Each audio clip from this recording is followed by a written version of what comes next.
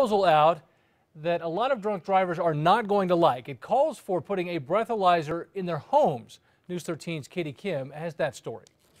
Dean, it's a lie drunk drivers tell judges all the time. They say they don't own a car to avoid getting an ignition interlock. Under this proposal, judges will have another option.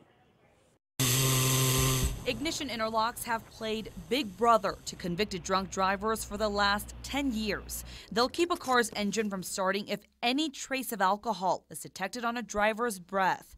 Supporters of the device say it's a surefire way to keep would-be drunk drivers out of trouble. But the problem is that still a lot of offenders are figuring out how to avoid the ignition interlock. How? Those drivers will often tell a judge they don't own a car or are no longer driving. Anti-DWI advocates say those people are often right back in front of a judge following another drunk driving arrest. Most of them would be back into the court within a couple weeks and say, "Judge, I found a car to drive." Richard Roth is lobbying lawmakers to pass a new bill to put the clamps down on drunk drivers who avoid getting an ignition interlock.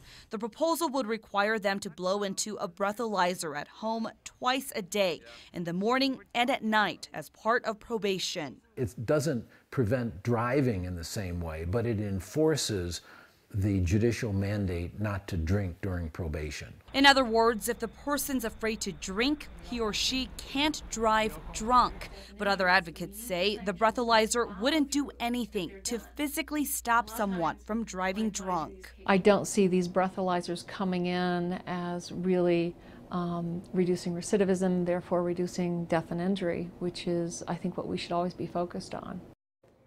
Like the interlock, the drunk driver would pay for the breathalyzer and would be required to use it for 1 year for the first offense, 2 years for the second offense, and so on. A probation officer would check the results every so often. Back to you. Katie, thank you. Roth also wants convicted drunk drivers to have to prove they've been driving sober for 6 months before getting their licenses back by having at least 300 clean interlock tests. Right now, a lot of people install interlocks in one car but drive a different one.